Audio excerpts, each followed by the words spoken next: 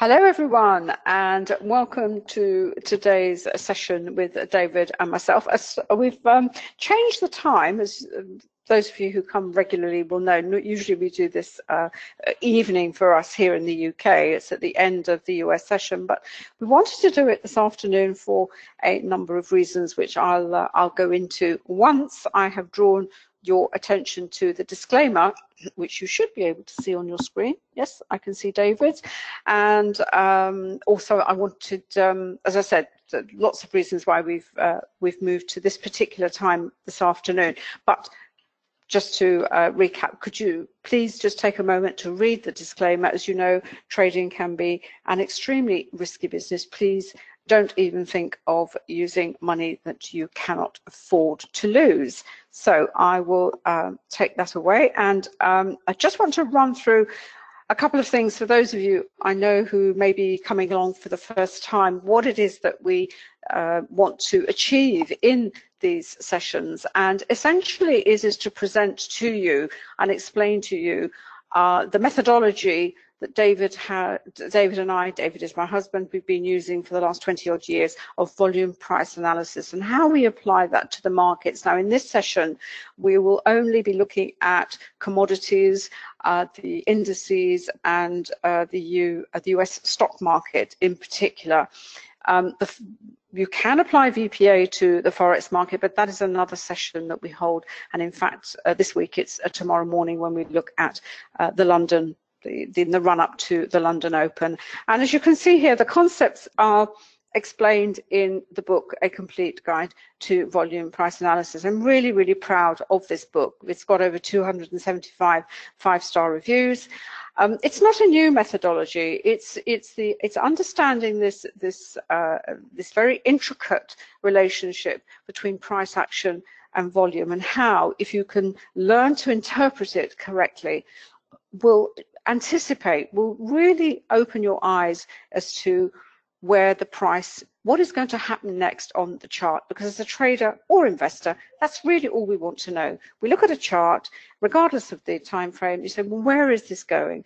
And as I said earlier, this is not a new methodology. If you like, our take on the relationship of volume and price is very much based on the work that was carried out by Richard Wyckoff, a little bit of Richard Ney, and very much pays homage, if you like, to the great traders of the past, such as Jesse Livermore. And if you've ever managed to read some of Jesse Livermore's original work, you will know how important volume was to him. Now, of course, in those days, it was reading the tape. And this particular book has also been translated into Japanese and Chinese. So there we are. We start with volume price analysis.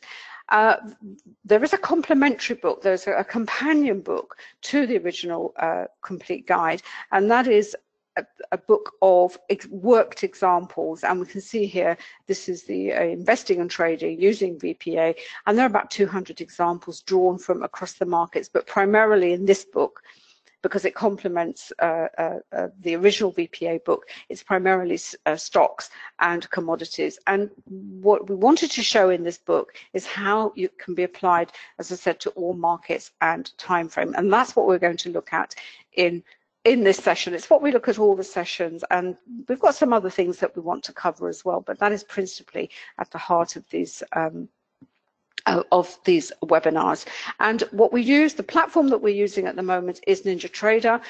We are looking to at TradeStation as well, because to help us, if you like, to support us in what we do with VPA, we have, David and I have actually developed a whole suite of very specialist tools, and the ones that we look at here for NinjaTrader are only available, as I said, on Ninja at the moment. We use MT5 and MT4, and we will be looking to develop them for TradeStation as well. I want to just mention the cost of the package. This is the whole 9 set of tools, which comes to $749 as a complete package, but you can buy them individually. And I suppose if there's one indicator that I think every trader should have, regardless of what you trade, and that is our volatility indicator, and you'll see why once we move over to the charts, but I know some of the attendees sort of go off maybe halfway through, and anyway, I just wanted to highlight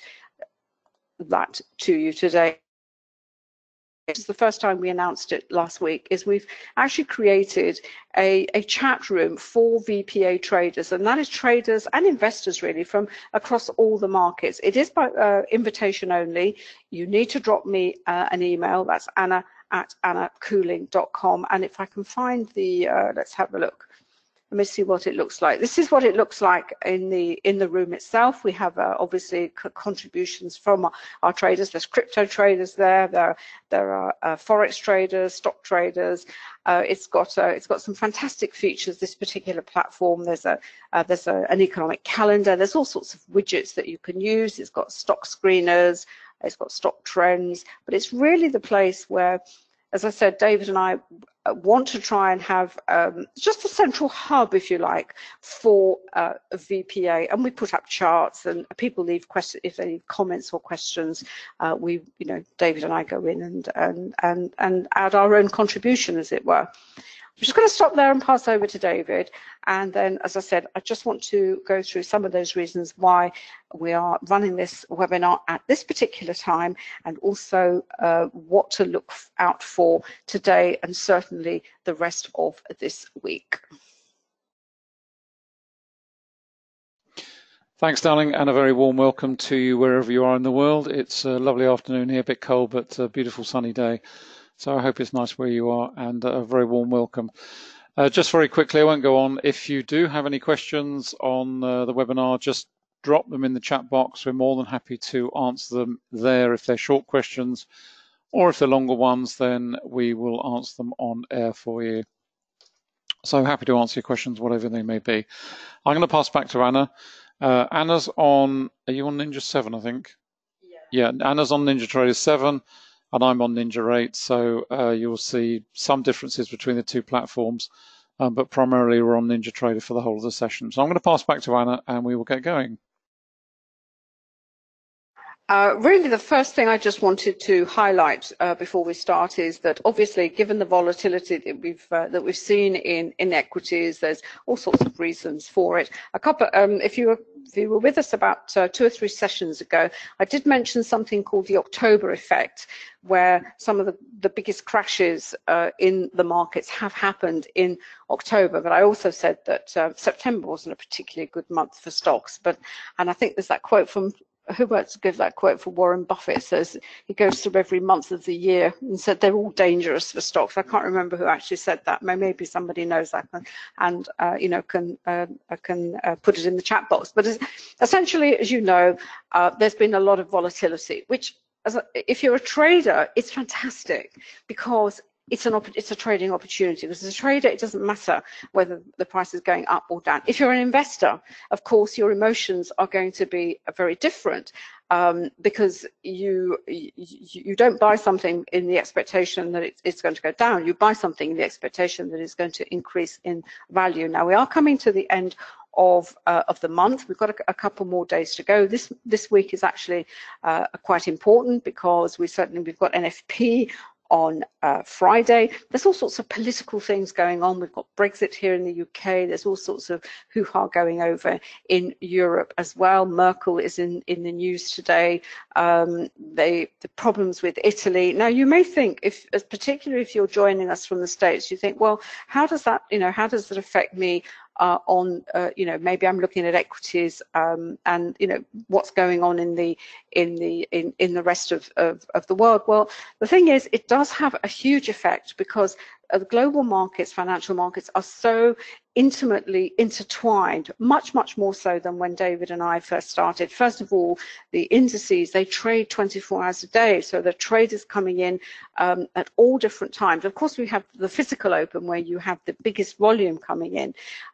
Everything is interconnected and interrelated, and even if you're just a stock investor, for example, in the US, and that's all you're looking for a good stock, well, for example, what does the US dollar do? Because if the company that you're looking to invest in earns most of its income abroad because of exports and what have you, knowing what the US dollar is doing, the value of the exchange rate for the US dollar is going to be hugely important as well, because it's going to affect the bottom line. And then you have to look at the broader question of sentiment. And what I've pulled up here, this is actually from my Talking Forex feed. It's a general news feed for Forex, but as you can see, it brings in all sorts of other markets, because what we want to do all the time is we want to know what is the sentiment of the market. As David has said many times before, and we always reiterate, this is just about money flow, and money is either looking for a return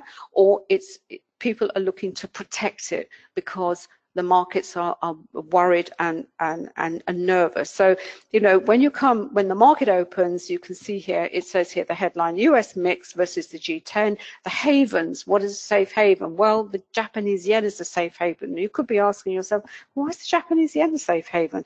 Well, it just is. It's just one of these currencies. It's like Janus. It's a safe haven, and it's also a funding currency for risk. Gold are weak. Then you've got the Canadian dollar, which is highly correlated to gold and vulnerable to broader market sentiment. If the market's not going anywhere, oil isn't going to be the demand for oil because nothing's going to be moving in the economy.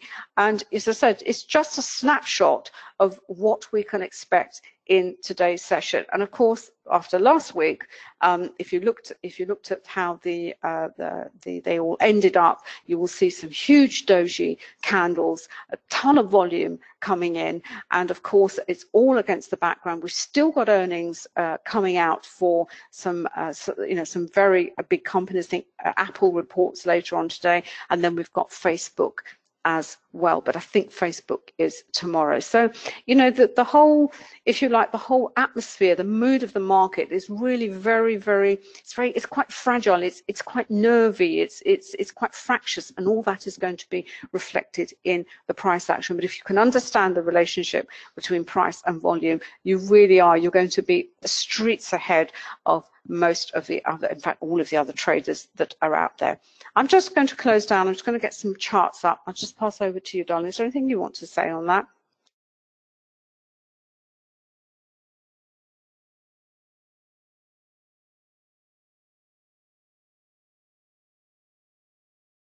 Sorry, I'm just deciding which screen to go to.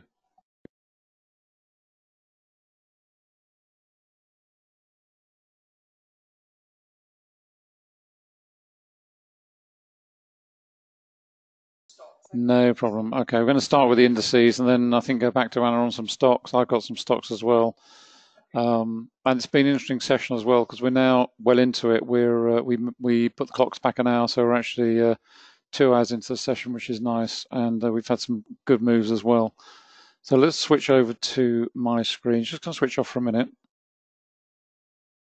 That's brilliant, because what I've also been doing is I've actually picked out some just 1 or 2 stocks, not at random. I'm actually trying out, somebody sent me in the industry, they sent me a prototype of a new screener, which basically looks at anomalous volume patterns and volatility, and I've just been checking it out, and I've pulled up a few examples, some very interesting examples. One of them is AKAM, another one is Verizon, and I think I've got MSPR. I think you've got that one, David, haven't you?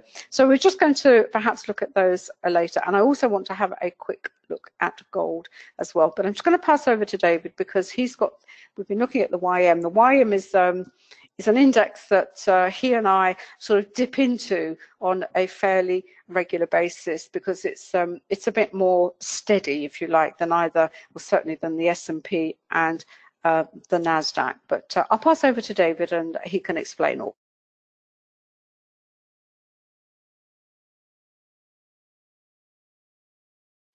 Thanks, darling. I'm just going to switch screens from Ninja 7 to Ninja 8. Just click on that. That should bring my screen up. Charlotte, I'll get Anna just to check that for you. Okay, fine. But you should get that again. So apologies if it may have gone into the bin or spam perhaps, but we will send that again for you. So don't worry. Okay, just to orientate everyone what we've got here. I've actually got the ES up as a starting point, but I've got all the others as well. I've got the YM and the NQ. So I've basically got all three primary indices here. And just to point where we are on the top left, this is on a 3-minute time horizon running the tick speedometer indicator to give us a heads up in terms of tick count, which is down here. Because on the right hand side here I've got both the Renko, but I've also got the tick chart for the ES as well. And all these charts are linked with this little green link up here. So if I change from one instrument to another, they'll all change automatically. So I've got the tick, I've got the Renko chart running there. Bottom left, I've got the 5-minute. Just pop that up because that's been probably the most interesting time frame this morning, or certainly this afternoon. And then down at the bottom right, I've got the 15-minute equivalent of the ES.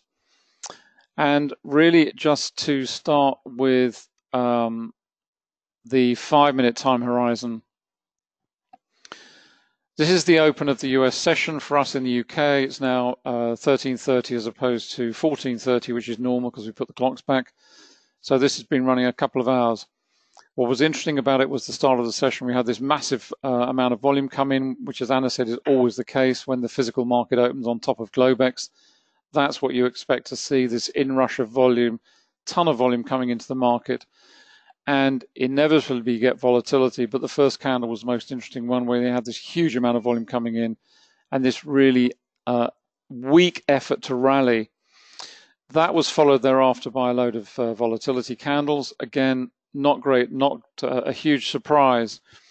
But thereafter what followed, and as Anna said in the introduction, one of the most powerful indicators is the volatility indicator. It will save you more money and more pain and more heartache than you would believe possible for an indicator that I think costs $57 off the top of my head. And when the volatility indicator is triggered, this was a classic trap move. It happens all the time. The big operators, the market makers, depending on which market you're looking at, they come into the market, they're selling heavily, which is what this was all about. Heavy selling on the open. This is a trap move. The volatility indicator is triggered. The expectation is the price action will at the very least reverse back inside the spread of the candle. Not always, but often this is the case because that is when the insiders are participating, and it's a classic opportunity for them to trap you into a weak position, which is precisely what happened here. As soon as I saw that coming in, you then look at the multiple time frames. Are we running into areas of potential resistance, for example, on slower time frames? This is where the power of using a multiple time frame approach really comes into its own, because what is signaled on a 5-minute chart may not necessarily be self-evident on a faster time frame or a slower time frame, but those time frames together consolidated give you this three-dimensional view, if you will, of what is going on in the market right now.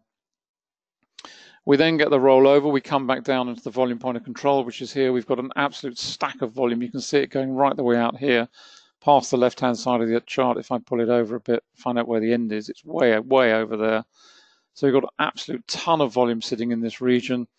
We've got low volume below here, a little bit of lower volume here, but we've also got some really strong volume here, which is really what brought this move to a precipitous end, as expected, following the volatility candle, and we've had this consequent rollover.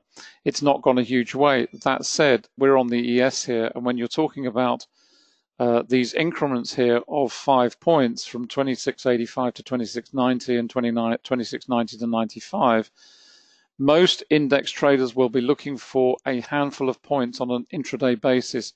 2 or 3 or 4 points is all they look for on the ES. That's what they're in this market for, and this is absolutely delivered. As soon as you see these sorts of candles coming in, this weakness, decent volume under it, wick to the upper body, another one, it repeats. It's clearly weak. It has to be. We've got decent volume under there. We're trading around the VPOC anyway, and then the market rolls. What's interesting at the moment is we had decent volume under this candle, so that was not anomalous. In other words, price and volume are in agreement. Price and volume are in agreement on this one, although that said, a little bit of a fall in volume, but no surprise because simply the price action is narrower. So in terms of price agreement, both those two candles are in agreement with their related volume. We've had the rally higher. What's interesting about the rally higher is that the volume on this one was marginally less than this, and yet the price action here was wider, almost twice the width of this one. So you've got a rising market on the same volume. Well, if this is your benchmark, why have we got a market that's risen twice the price spread, but actually on the same amount of volume? So something's not right. It's not looking terribly strong, and we're starting to see it roll over. The trend monitor is bright red. We've got some minor resistance up here at 26.90. And if I just drop that back down again, all of that, of course, is reflected over on the other time frames. This is the 15-minute time frame. And really, this is just what puts everything into context when you're looking at it from the perspective of what is going on in my time frame and what is going on in slightly slower time frames, and giving me that heads up as to whether we're seeing a market that's going to reverse, whether we're seeing a market going into congestion, etc., etc., etc.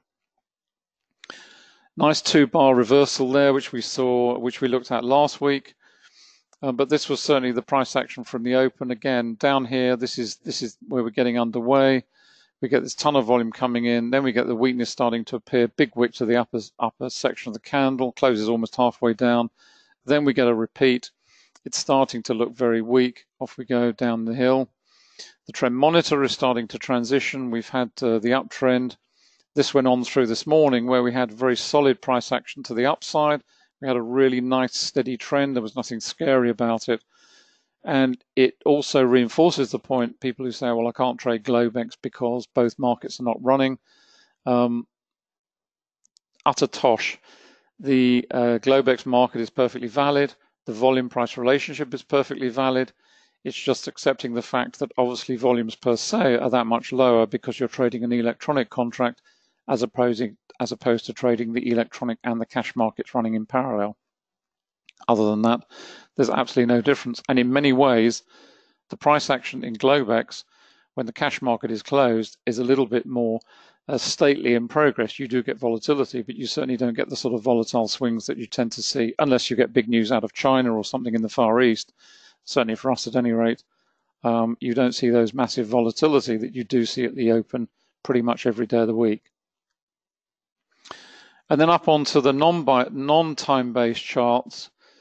This is on the Renko. We're currently in a congestion phase. Works in exactly the same way. This was the run through this morning. Very solid, very measured. And bear in mind what I said earlier on. This is 5 points over here. For a trader to take 10, 15 points out of the ES is, I would say, nirvana. It's unheard of. But that is what you can achieve with a Renko indicator, which basically smooths out the price action. It is complementary to time-based charts. It's complementary to tick-based charts. It just smooths out that price action and makes everything more even-paced, and obviously smooths out the volatility, because the volatility you see is represented in these regions, for example, where you've got the bricks up and down. And it's just a great way to help to trade these markets, particularly the ES, which is the most volatile of all. And as Anna said, the YM, I mean, in terms of how they perform, I'd say pretty much they rank in that order. You've got the YM and the NQ and the ES, and that really represents their volatility and also the volumes that are traded. The ES is the most heavily traded, then the NQ, then the YM, pretty much in that order, and also in terms of how they perform in the market. So if you're new to index trading, I would suggest you start with the YM, possibly the NQ, but not the ES. The ES is can be a little bit like the pound yen on the forex markets. Just keeping an eye on what's going on at the moment. Let's go and have a look at the other thing I would also say is, sorry, I've got the sun shining on my screen. This is on 5 minute. This is the NQ.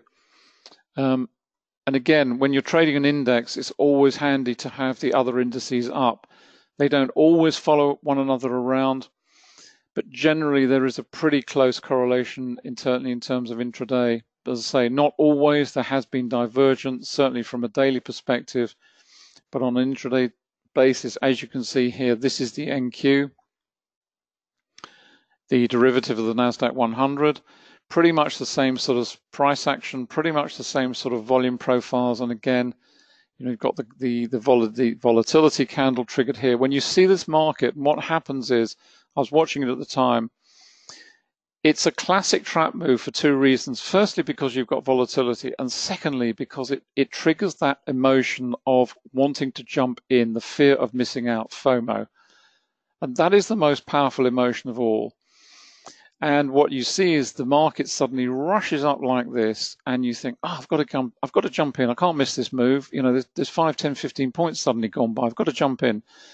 That is the natural emotional response that you will get whenever you see a market moving that quickly. It's natural. It happens to us all. We're the same. You just have to sit on your hands and just wait and be patient, either for the price action to be confirmed with a further move, or for reactions, reversals, particularly when the volatility indicator is triggered. And the other thing I'd say about it is that it actually triggered in real time.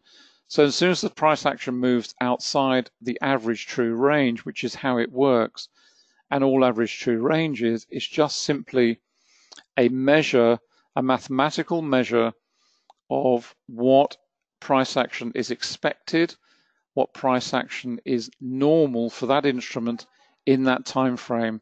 So if you're on a 1 minute chart, a 5 minute chart, an hourly chart, daily chart, doesn't matter. The indicator works. It's the same on MT5 and MT4. It's exactly the same principles. And the reason it's so powerful is because at those points, that is when the market makers and insiders and big operators are at their most active. So it signals many, many different things. It's just a really powerful indicator. You can see here on the NQ, we've got the trend monitor. It's bright red at the moment. We've not transitioned into any other color for the time being. And just down onto the YM, just pop that up full size so you can see that a little bit better. Exactly the same here. We've got this wide candle, volatility, a lot of volume to the underside. The market's rolled over, tries to rally. Then we get this weakness coming in, hitting some minor resistance here. On down the hill we go. And the buying volumes also, excuse me, I'm just going to switch off for a minute.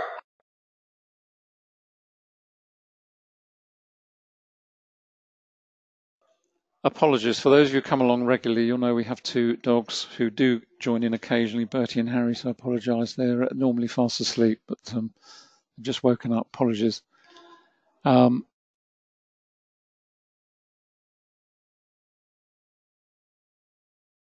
Sorry, I've switched off for a minute. Apologies.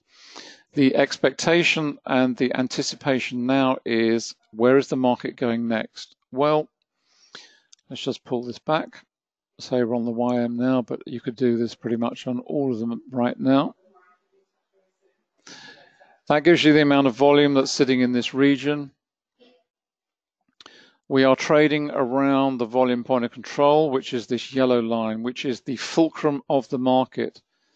In other words, it is the point at which, for the time being, price agreement has been reached with all the various participants, and it is lacking direction.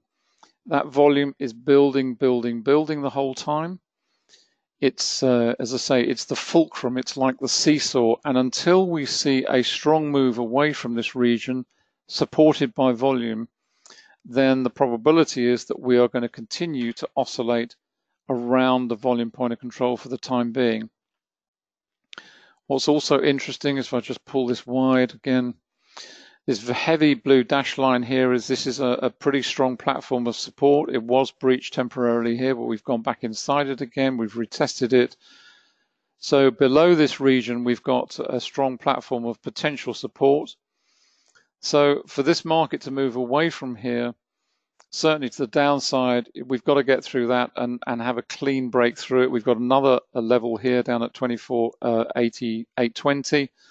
If we broke through there, we've got low volume down here, but then we've got further price support. The VPOC and support and resistance go hand in hand. The volume point of control is based on, or premised on, using volume as the mechanism by which to judge support and resistance. So in other words, what we're looking at are all these regions up and down the histogram where you're seeing concentrations of volume. In other words, where the price action has paused, you're seeing market participants buying and selling or getting trapped in weak positions. So you're seeing a concentration of volume in those regions. And as those volumes increase, then they become a greater barrier to either advancement or decline of the price action in due course. So it's exactly the same principles as support and resistance, traditional support and resistance, which is based on price action, where you're looking at regions that have been tested, either of resistance, ceiling of resistance, or a platform of support, and those are based on price. But the principles are exactly the same. It's just one works on price action. The volume point of control gives you a visual representation of the concentration of volume in the price region itself, because what the indicator does, it takes time up onto the right-hand side of the chart. So you're looking at the volume price time relationship rather than a relationship which is purely based on price. As you can see, it's no great surprise to see we're oscillating around that at the moment, given where we are, and there's nothing particularly at the moment to suggest otherwise. Up on the tick speedometer, this is basically delivering our tick activity for the ES. You can see we've got 8,000 actual, or 6765 on the Fibonacci, which is nothing to do with Fibonacci other than it's delivering a number which doesn't require you to change the setting quite so often. You can see on the actual, this changes very frequently. This changes slightly less frequency. So if you're trading intraday, it makes life a little bit easier using this number as opposed to the actual. If I'm trading on Globex, I'll use the actual. If I'm trading in these markets, I'll use this one because it means I have to change it less often. I'm not sure what it's set to at the moment. It's currently at 8040 ticks. I'll just change that to a 6765. There we go. Just put a T on the end that does that. So we're on the 6765 tick. So we're running at the right speed now. And that is one of the ways of using the tick speedometer. Tick charts are another non-time-based chart to use in conjunction with time-based charts. The reason non-time-based charts are so popular is because they reveal momentum. They're not governed by time. They reveal the raw momentum of the market, because each of these candles on a tick chart is formed every time 6,765 ticks have gone through. That could be a nanosecond, it could be a microsecond, it could be a millisecond, it could be a second. It's independent of time because that's not the metric that governs the formation of the candle. So when the market's fast moving, then these candles come out very quickly. And that is why, as an intraday trader, it gives you an edge in terms of trading indices, commodities, whatever it may be. You can even run stocks on these. And the reason the market's pretty sluggish right now is where you've got these red regions on the tick speed. This is just giving you a heads up as to inactivity. In other words, the tick activity in these regions is low, the market's sluggish, not particularly going anywhere. That's reinforced with the time-based chart because we're on the 5-minute, we've got the volume point of control here. The 15-minute, we're building volume over here, so we're in a pretty heavy area of traffic on the 15-minute chart as well. The volumes are not really telling us that this market is really going to explode one way or the other right now. Trend monitors transition here on 15. You can see we had the nice blue uptrend for most of the morning. We had a little bit of indecision here.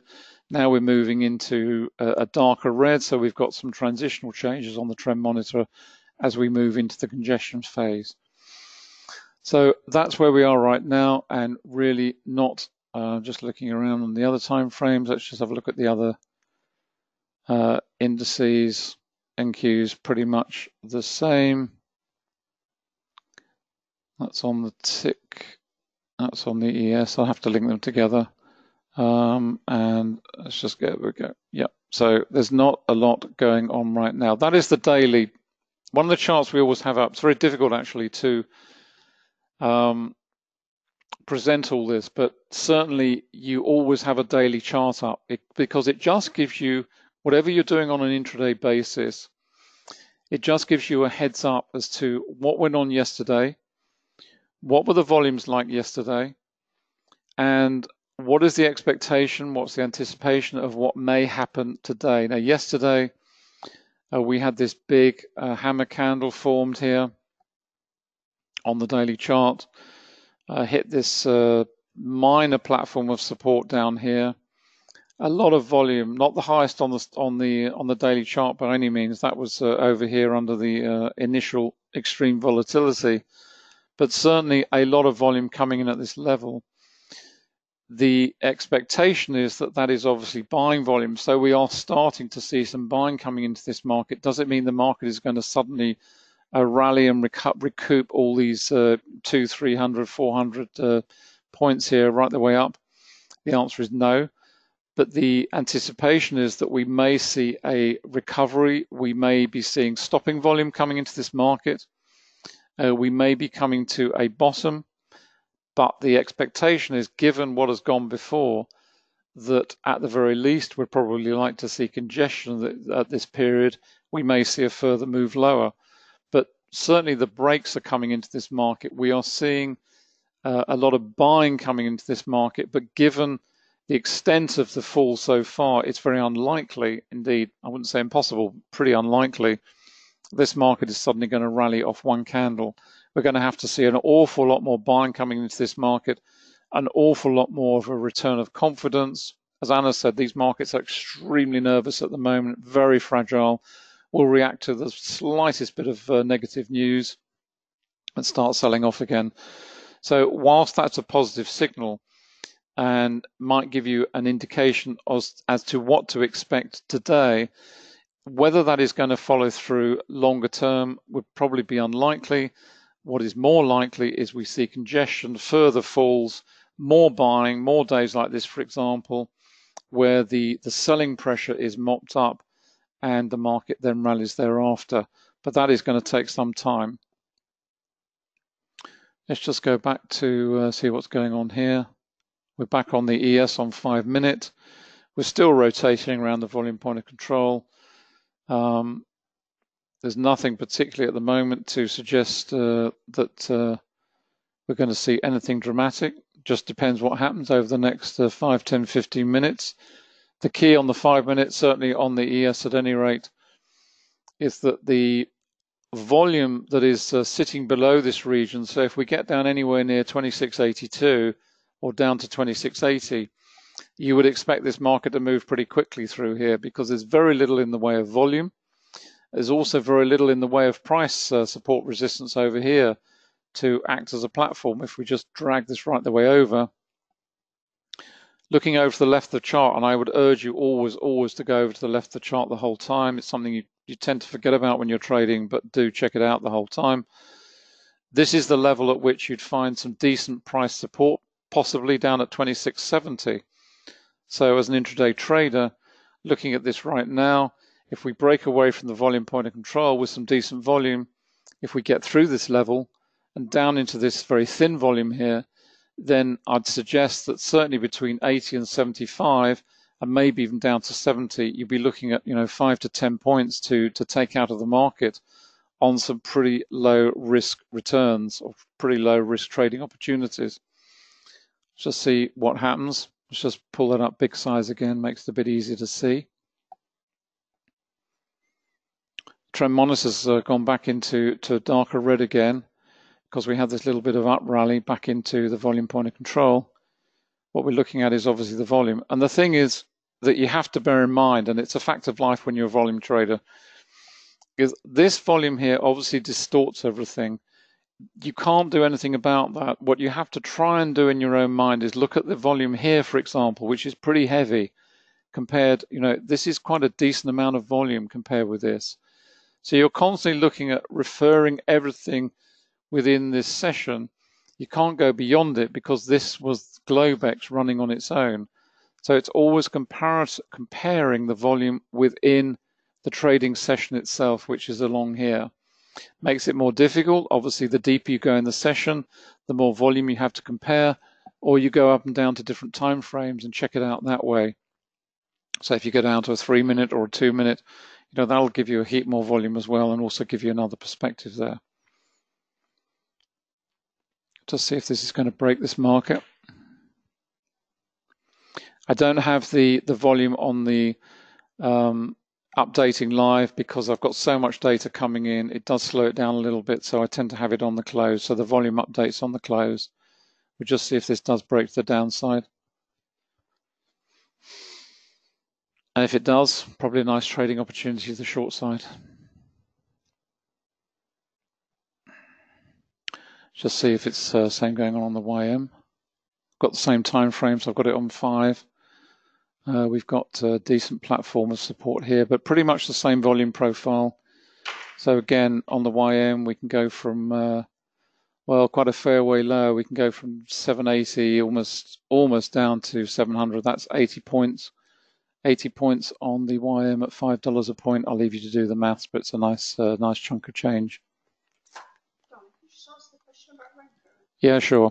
Sorry, I tend to have the chat box closed. How many ticks in the Renko?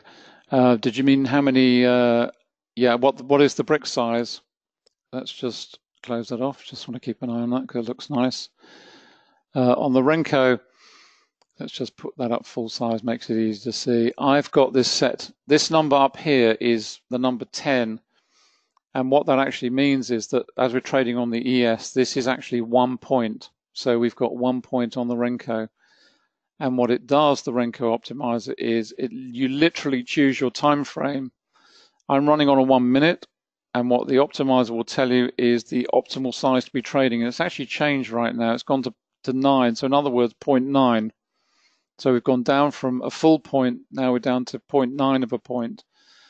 And it basically delivers that all the time for you. So you're always trading at the optimal Renko setting for that particular instrument. And bear in mind, that changes throughout the day, throughout the trading session. A lot of traders come into this and think that, they'll set, well, I'll set my tick chart at, I don't know, 220 for gold, and I'll set my Renko at 3 points for my index trading, and that's it, job done, or 2 points, whatever it is. This is dynamic. The markets change the whole time. It's what I said earlier on, they speed up and slow down. That's reflected in the optimal setting either for the tick chart or for the Renko chart. So you're actually trading at the speed of the market. So when the market's moving fast, you obviously have an optimal setting that you get through the Renko for that particular time of the market. When it slows down, it changes. It's a constant process. Doesn't mean you have to update it every 5 seconds, but certainly, and it also gives you the flexibility. If you do want to slow it down a little bit and go to a different time frame, you can go to a 2 minute or a 3 minute. That'll give you a larger brick size. I must admit, I tend to stick with the 1 minute myself, but that's how the optimizer works. It delivers, as it says, the optimal setting for the Renko brick size itself. And it works in all markets, whether it's commodities, indices, stocks, spot forex, currency futures, whatever. Let's just see if this is going to break down or whether it's going to pause. Just back on the YM, just testing this platform here. You can see we've got some traditional price support over here as well. So we're going to get through there. Looks as though it's just closing through there as well. That looks pretty nice to me. Let's just go and have a look at let's have a look at the ES. Sorry, that thing keeps jumping up. There we go. There we're on the ES. There we go.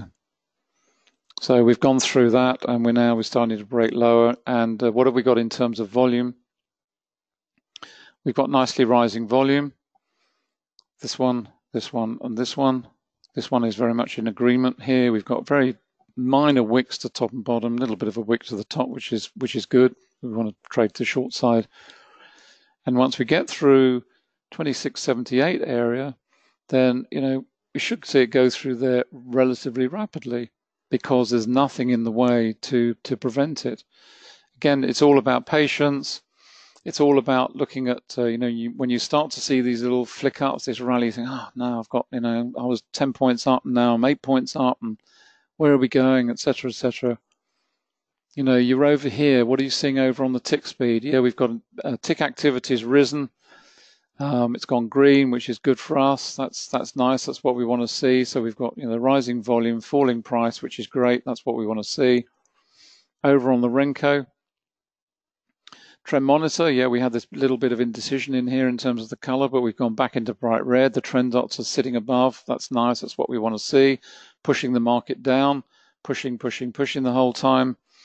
We've got some minor levels of potential support up and down here, but they are minor. They're not terribly strong. The strongest level is down here, this much wider region down at 26.63 odd.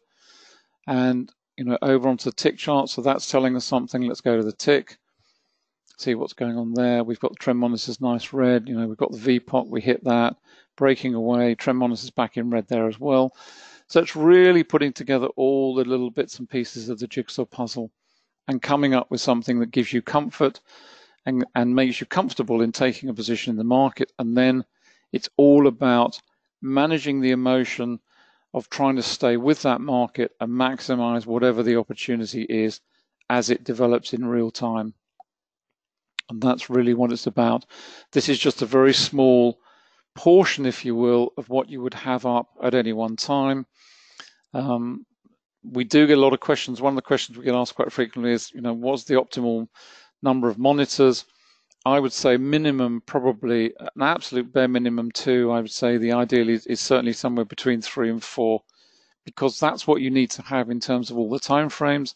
You've obviously got the associated markets. We haven't even looked at what is going on related markets. You know, you have the yen index, which I've got down here somewhere. You see what's going on in terms of the yen, so you want to keep a track on what is going on in terms of sentiment in the market, because that'll give you another heads up. You'd have the Aussie yen up somewhere. You'd have the currency strength indicator up somewhere, because that would give you a heads up as well. Just go and see, have a look at quick visit to the NQ. Sorry, I've got this one on a white chart. Not quite sure why, but there we go. And again, it's having the 3 indices, because you'll see momentum speed up. Particularly the NQ is particularly sensitive at the moment, because where we are in the economic cycle, the general consensus view, if you will, of the market is that potentially we're coming to start to see a region of the economy where we're getting to that stage where tech stocks, you know, are not the drivers. Tech stocks are the drivers in the primary phase of a reversal out of recession, where you tend to see companies investing and there's lots of IT going in, there's new people coming in, et cetera, et cetera. We're now starting to see that potentially getting to the point at which you have a rotation into other sectors of the market out of the leading aspects of tech stocks and perhaps into more defensive sectors.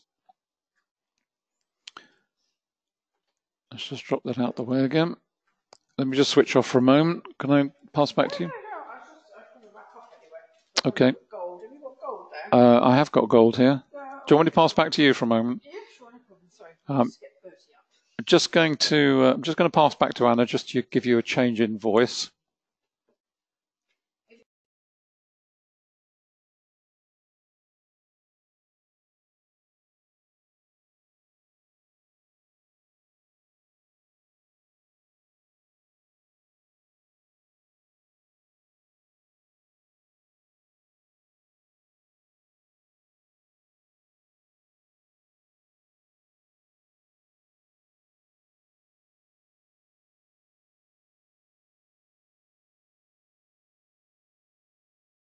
Sorry, I've just pulled up VZ, which is Verizon, which is one of the stocks we've got several actually. Just while Anna's sorting some. Oops, sorry, I just switched my microphone off for a moment. This is Facebook, which you're probably familiar with, or certainly familiar with anyway. I'm sure you know who they are. But this is the daily price for Facebook, who I think report either later today or tomorrow. And this was the huge drop when Facebook dropped from 200 and something down to 175 in a session. It was one of the biggest moves ever, I believe. Absolute ton of volume came in, and this was basically on the release of news that a huge number of Facebook users had their data had been compromised. And that has caused the stock price to continue to fall, as you can see here, We're now down at 145.13, which is not quite $200 from where $100 from where it was, but it's certainly getting on that way. But again, it's two things. First of all, the issue of the distorting effect of this volume bar has on the subsequent volume. And the only way to get around that is really just to pull the screen over like this so that you actually isolate it out on the left-hand side of the screen. So it's now disappeared. And it gives you a much, much better idea of what is going on. You can look at the volume bars in much greater detail. They're more meaningful as opposed to being very compressed. And as you see throughout, the trend monitor has been pretty much red or bright red. We have this tiny little blue in this this rally here. But again, in the rally, we had lots of volume coming in there, but very weak. We had a wick to the upper body and then another wick, much deeper wick the following day with the same amount of volume. In addition to that, it was running into this very strong level of resistance overhead. We had the volume point of control up here as well. So plenty, and also we've got some decent price resistance over here on the left-hand side too. So plenty of reasons not to expect that rally to last very long, and indeed it didn't. We carry on down. And then we see this really weedy effort, this very weak effort down here to try to rally. It rallied a couple of dollars on the day, but the volume is really not terribly strong. And it's no surprise again to see it run into another load of resistance up here, another level up here, but this was one that capped it off that time. And on down we go, and every time we break through another floor, then you're creating yet more resistance to any rally higher, etc., etc., etc. And of course, the second thing is that once something like that happens, then certainly investor confidence is shaken, and that is going to take some time to be restored. And until you see some significant buying coming into the market in exactly the same way as you expect to see on the indices, until you see that very strong buying come in and sustained buying, it's no good seeing it just on a day. One day is very unlikely to reverse such a dramatic trend. The same is true on the indices. That buying has got to come in over a period of time. On the daily chart, it's going to come in over days and maybe weeks. You'll see congestion building. You'll see the classic accumulation phase building of a market that trades in a relatively narrow range, builds floors and ceilings with volume coming in. And ultimately, what you expect to see is a decline in the selling pressure. In other words, as the market moves in this price range and moves lower, you expect to see less selling associated with that move lower. In other words, you've got to move lower with falling volume, which is signaling weakness. And then you see, obviously, that is generally preceded by buying, by stopping volume, by volume coming in to support the market. And ultimately, the whole thing calms, and then it breaks through what in effect is a ceiling of resistance. You may well see a test develop as a result, and then the market takes off, and below it, it's got a very strong platform, and it's got a ton of buying coming in. That all takes time to develop. It doesn't happen overnight. It doesn't happen in the day. It's all relative. On a 5-minute chart, that phase of price action might last a few hours. On the daily chart, it'll last a few weeks. Time and accumulation and distribution phases are all relative. I'm just going to pass back to Anna.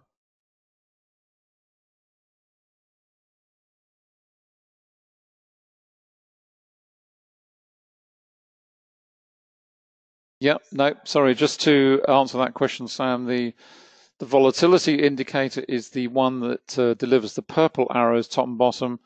If you've got the MT5, it's on dots, and I think on MT4 it's triangles, so apologies, I don't think we could create triangles on MT5. The yellow triangles are actually a pivot. You can see them there. Anna's just changed screen as I'm talking. That's okay. No, that's fine, that's fine, that's fine. It's exactly the same. The purple, the yellow arrows there are a pivot. That's okay, it's fine all the time. You can stay there. You have to say yes. Okay. We've come back onto my screen, apologies. The yellow triangle here is basically a pivot. And what a pivot does is very simple. It looks at the price action over 3 candles. In other words, these 3 candles here. And what it's telling you is that the high of this candle is higher than the 2 highs of these 2. and also that the low of the candle is higher than these two. And what that means is that you expect some short-term price weakness. It's not a sign of strength, it's a sign of weakness. Temporary it may be, but it's certainly a sign of weakness. What you're seeing with this one here, this is a pivot low. In other words, it's the opposite. The low of the candle here is below the low on either side, and the high of the candle here is below the two highs on either side. And that's what you call a pivot low. Now, not only do they give a view of intraday price weakness and price strength based on that three candle arrangement, the way we use them, and it's something we cover in detail in the education program, is how you use them to help you to define where the market is in its journey. Is it in congestion? Is it moving into congestion? Is it confirmation of trend? Because you've all seen the charts that people put up with two nice trend lines joining everything together, and oh, look at this trend, isn't it fantastic? Well, it's jolly helpful and all that, but actually what you need to know is what's going on at the live edge of the market, not what happened 3 months ago. And that's what the pivot's used for primarily. It helps to define when a market is moving into a congestion phase or when the trend is being developed and a move away and continuation of trend. I hope that answers that one for you, Sam. Just pass back to Anna.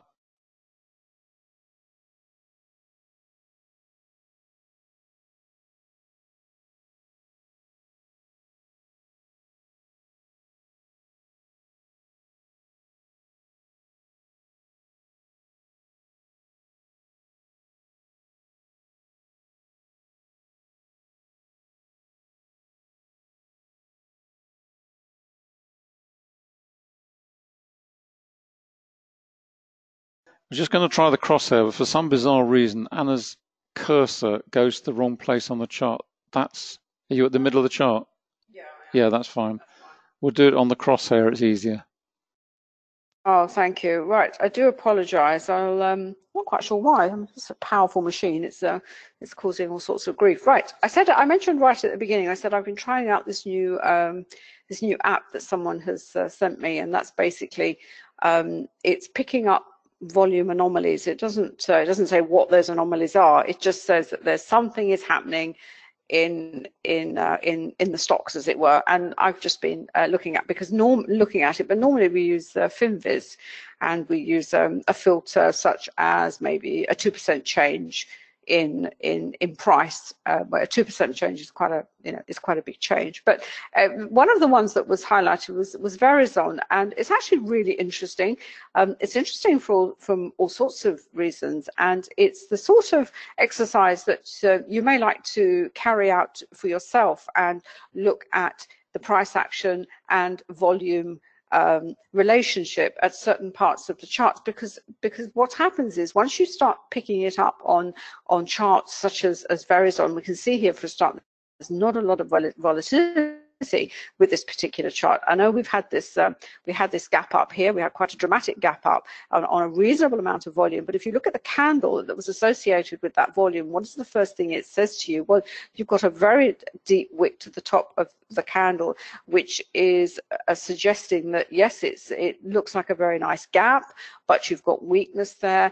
And when traders and investors see that, they think, oh, great, it's going to carry on higher, and it did certainly carry on higher.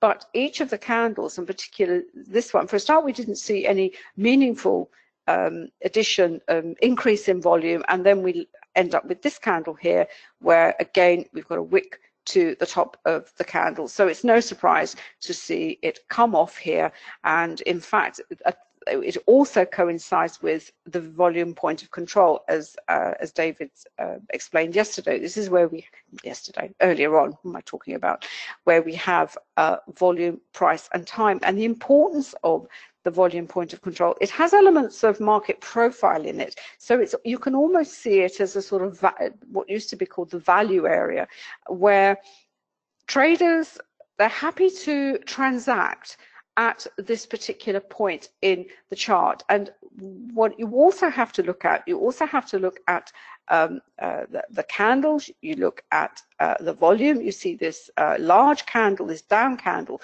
but look at the volume that's underneath it. Now, a candle of that range, if you like, with that amount of volume, that is another anomaly. So that's basically telling you that ain't going to go very far. And in fact, the very next candle is an up candle with not a huge amount of volume. And yes, I do admit the price does sort of carry on, and we have a candle with a wick to the bottom with a reasonable amount of volume, but it doesn't go very far because it's still rotating around the volume point of control. Then we have a pivot here that we know is going to cap temporarily the price action. We have a candle here with a lot of volume underneath it, but it's a very compressed candle. The body of the candle is very compressed. Again, there is obviously some pressure in wanting the price to go up, but it doesn't go higher and then returns down. Now, because it is around the volume point of control, this is very typical of what you see in this kind of price action.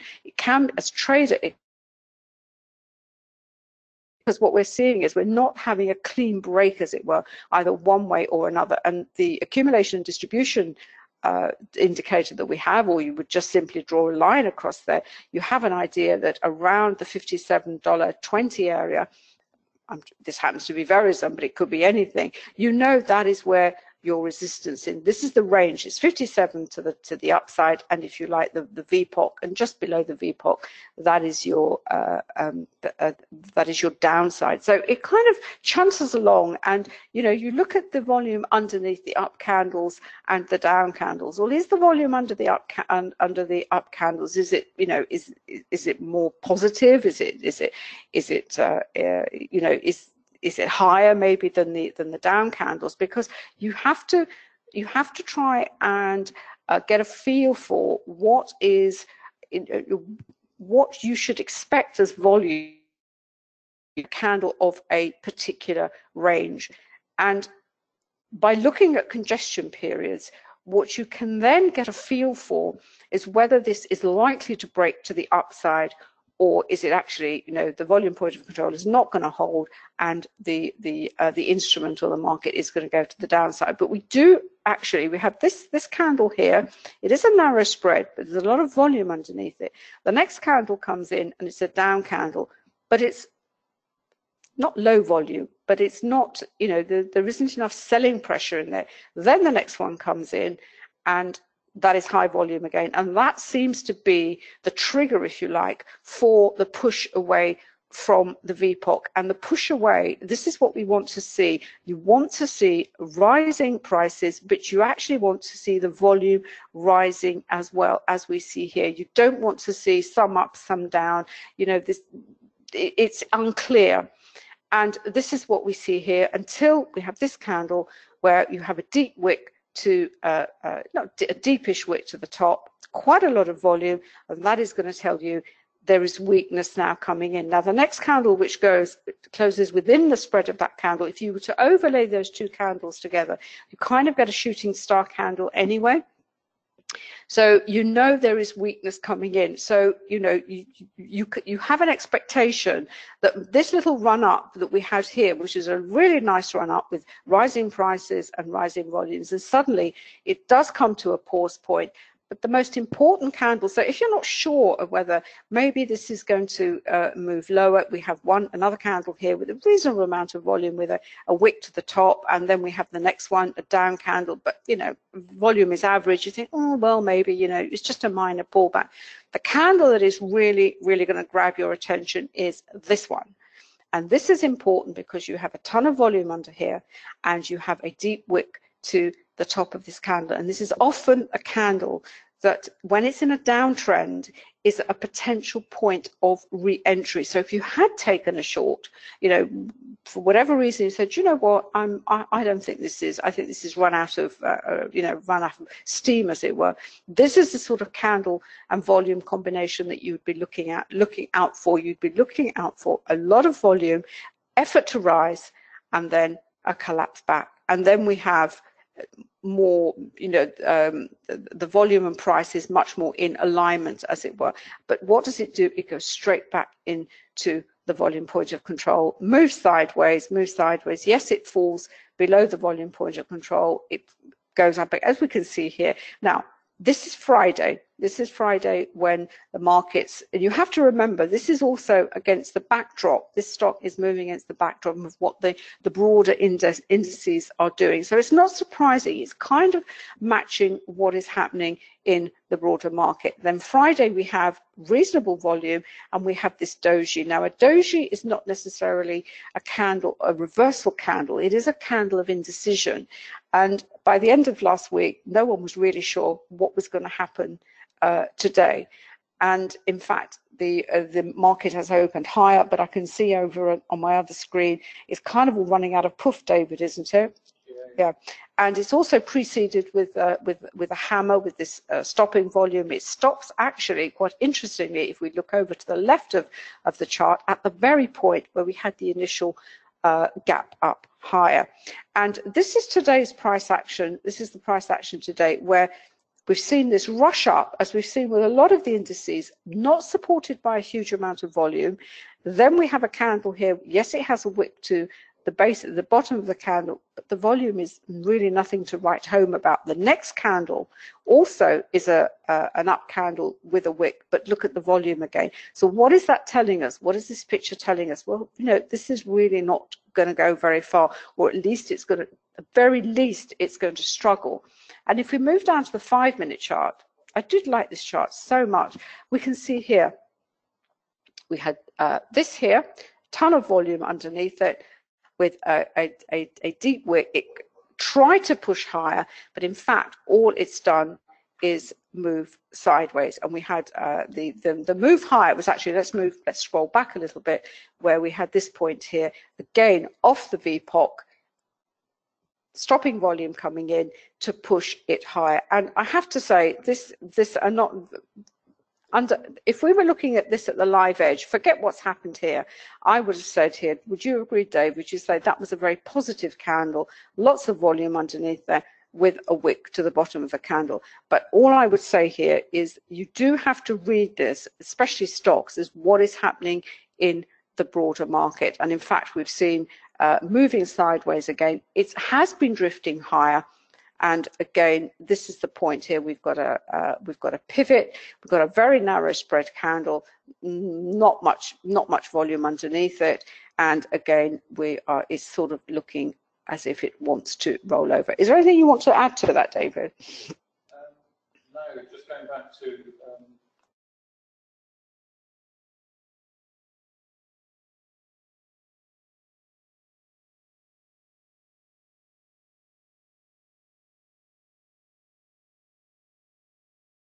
sorry. Just to go back to what Anna was saying about getting in the downtrend, I cannot tell you the power of that candle with the ton of volume, that one. When you see that in a bearish move lower, and where you often see these is after the market's rolled over, it then moves into a congestion phase. It then perhaps tries to rally a little bit, and then you see one of these, or maybe even see a candle with a very deep wick and a very much smaller body than this, but if you've got decent volume under it, it's such a powerful signal that market is going to carry on rolling lower. So if you didn't get in on the first point, then those are the signals to look out for in a downtrend. They are just immensely powerful in the move low. They're just telling you that the insiders, the market makers, the big operators, they are selling into weakness. They're dumping like mad, and the market's going to fall further and fast, because markets always fall more quickly than ever they do rise. That's what I wanted to add on that. And as you can see on the end here, where we've got this 3-candle arrangement towards the end of the rally higher, that's just classic. It's just classic VPA. You've got a rising market, but you've got falling volume. VPA is all about anticipation. What do you anticipate happening next? Well, you don't anticipate that market is going to continue higher, because the volume's falling away. Price action rising, volume falling is an anomaly. Equally, price action falling and volume falling is an anomaly. Same thing, because markets need volume, they need effort to rise, and they need effort to fall. So if you're seeing anomalies like that, you can pretty much be assured the market's not going to go much further. Simple as that. I just want to switch back over very quickly. I know we're way over time. Very quickly back over onto the indices again. If you can just flip back over here very quickly, just to show you what's going on. There we go. And as I said at the time, this is a very comfortable way of making money very quickly. It's pretty straightforward. There's nothing very difficult about it. You've just got a combination of indicators. Where are we trading now? We're trading down at 26.70. So even allowing for the fact that you might have got in 26.80 or somewhere around about here, when we were breaking through the lower volume regions, you've now got 10 points in the bag. So that's a decent amount of money to make in what, 20-25 minutes, and it's not terribly stressful. This is a sign of weakness. Market's trying to rally, big wick to the upper body, decent volume under it. We've got a little bit of buying coming in on this candle. You probably can't see it, but we actually have a wick to that candle, and we've got some decent volume there.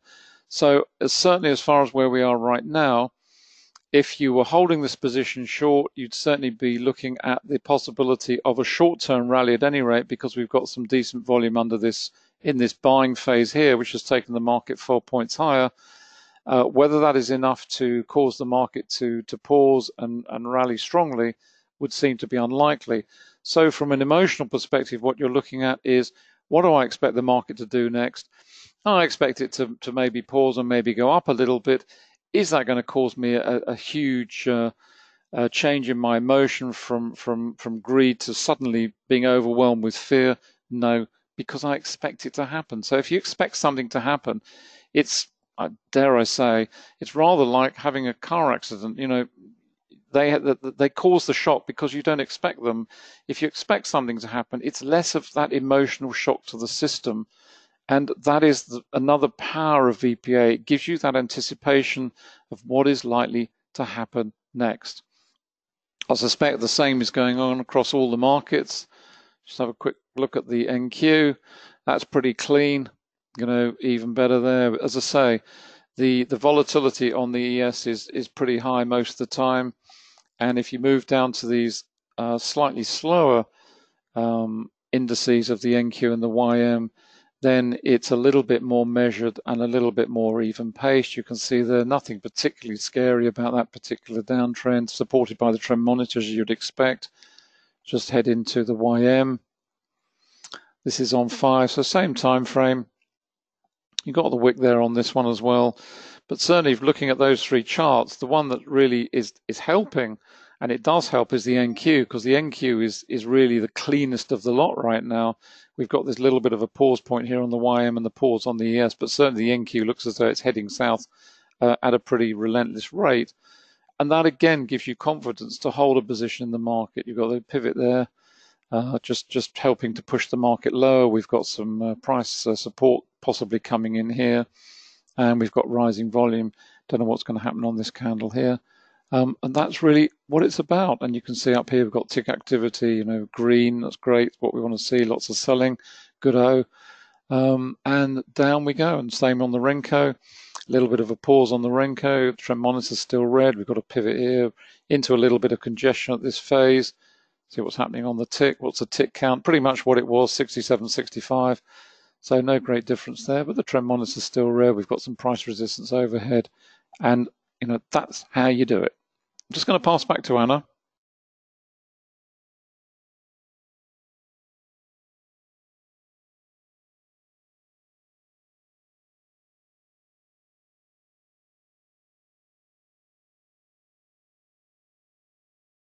That's brilliant. You're back to my 5-minute Verizon chart, and it's really nice to see just it's kind of drifting. And I was quite surprised about this stock, although it was highlighted as having volatility and anomalous volume. I could see the anomalous volume, but on volatility, I don't really, I can't see that. But it's definitely tracking the the major indices lower, as it were.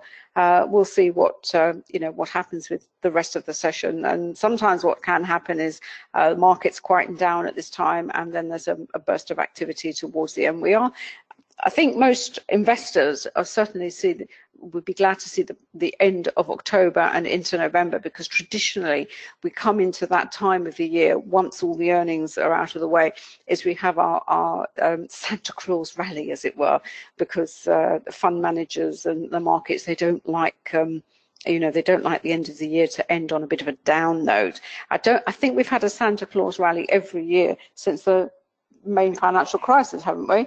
There's always been some kind of rally towards the end of it. But as I said, it's how you look at these, whether are you looking at this chart as an investor, as a trader, or maybe you're looking to write covered calls or some kind of option strategy. You will take from the chart what you need to be able to implement your particular tactics, as it were. But at least if you understand the price action, you understand your candles, you understand what is going on, as I said, with volume, price, and with the time element as well, as we have with the VPOC. As David has said, your emotion, you manage your emotions better. You're not going to be blindsided, or your emotion aren't going to be hijacked, and the fear is going to come in, either a fear of missing out or the fear that, oh my goodness, you've gone into this trade and you've entered this investment, and it's all going to go completely pear-shaped, as it were. Right. You were going to say something else. Sorry, were you going to say something else? No, I said you were almost. I was going to say something, a very rude expression, and we have it, and you're going, I didn't do that.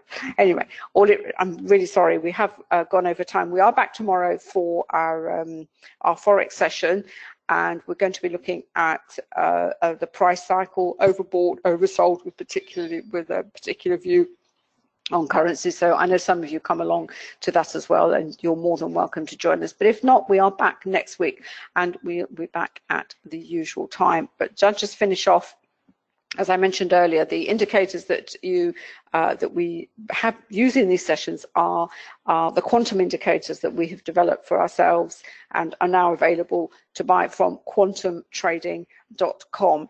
If you want more information on them, please just drop either myself an email, that's anna@annacooling.com, or helpdesk@quantumtrading.com, or david@quantumtrading.com.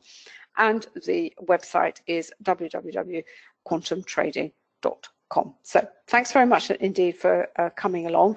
As I said, markets are always very lively, and they just seem to be getting livelier by the day. But whatever you do, stay safe, and we'll catch you next time.